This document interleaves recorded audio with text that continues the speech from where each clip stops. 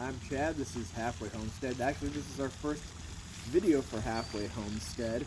We've been here for about a year. We've got some gardens going far out on the property, but we also wanted some raised beds really close to the house that we could manage. We wanted them high. When we first filled them, we put a lot of logs and wood chips and our native clay in there, and then topped it with some garden mix and things like that, but it's settled quite a bit. So this is going to be our carrot and turnip bed that we're starting out right away.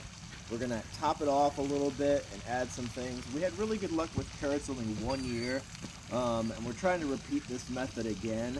But basically quite a bit of really loose stuff like either wood sawdust or peat moss, a little bit of sand, and then the garden soil. Right on top of the seeds, using some of the seed starting mix. And with carrots, too much nitrogen can actually be a problem. So really all we're amending the soil with is a little bit of this azomite trace minerals and some bone meal fertilizer. So I'm kind of repeating this process a second time to make sure I've got a good 6 inches of loose soil. But essentially we're just getting the really loose material like the peat moss in a layer, and then the sand in a layer. I'll repeat this a few times, but just kind of give you an idea what we're doing and what we're getting on there. And then some of the garden soil. I had that one already opened up, but just to kind of get an idea of get a really nice loose mix that the carrots can grow into before they hit the logs and stuff at the very bottom. Like I said, the only amendment we're really doing for these is a little bit of the trace mineral rock dust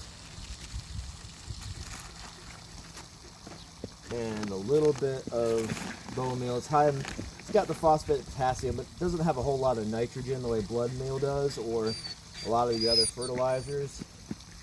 But we're getting that down in there, and that's where the carrots and turnips are going to end up being. So we're going to try to layer this at least 6 inches deep. And then once we've got this, we'll eventually interplant some lettuce and some leeks and some things in there. We already got chives from last year. But once we got this ready, we've actually got a cover ready to go. And this will be the first bed we're getting planted this year. As you can see, we've got 3 more beds right over here. And then we'll be planting another 4 a little bit further over.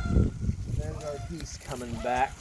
So we'll give you updates on this once there's more to view and the bed's ready. Thanks.